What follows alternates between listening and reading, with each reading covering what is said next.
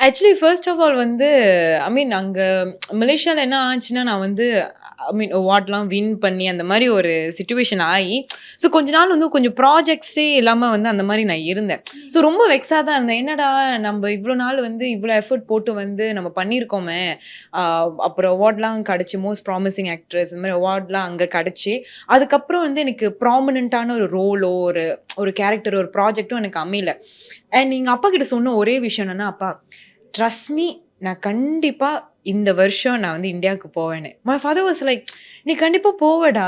நீ இவ்ளோ நம்பிக்கையா இருக்க. இந்த இந்த ஒரு சினிமா மேல பைத்தியம். ஸோ இவ்ளோ ஒரு இன்ட்ரஸ்டடா இருக்க. நீ கண்டிப்பா போவேன்னு."